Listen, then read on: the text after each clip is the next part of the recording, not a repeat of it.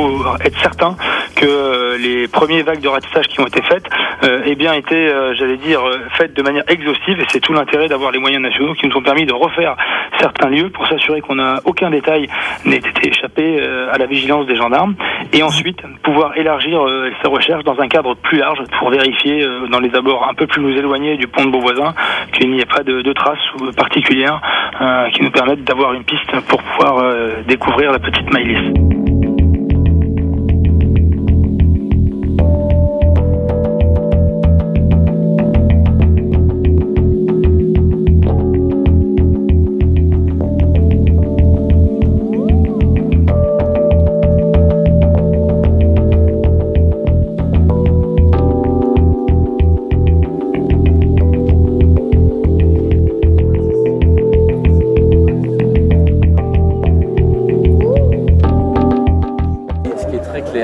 Pour que ce soit qui soit trouvé, il faut ne rien toucher.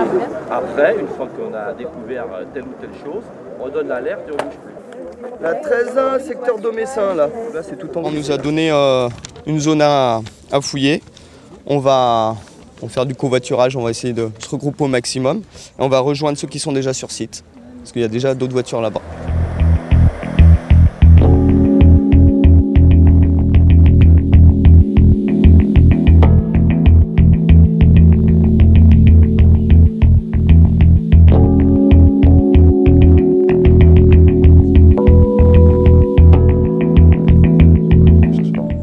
Qui est dans l'aviation, donc ensemble on a configuré les cartes et les zones en fonction du nombre de personnes. Et puis ensuite ma voisine qui a une imprimerie, on a sorti tout ça dans la nuit.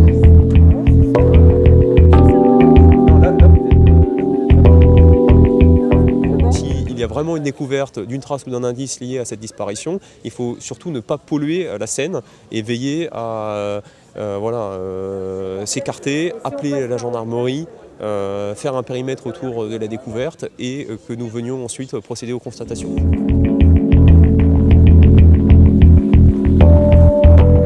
Donc là, on se divise comment?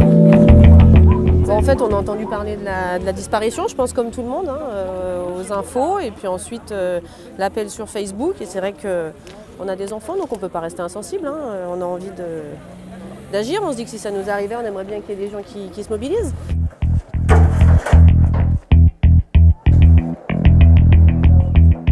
Gilets jaunes sur le dos, bâton à la main, ces marcheurs viennent de toute la vallée. Chaque jour, ils ciblent une nouvelle zone. On est à Aiguebelette, à côté d'un camping qui s'appelle le Sauget.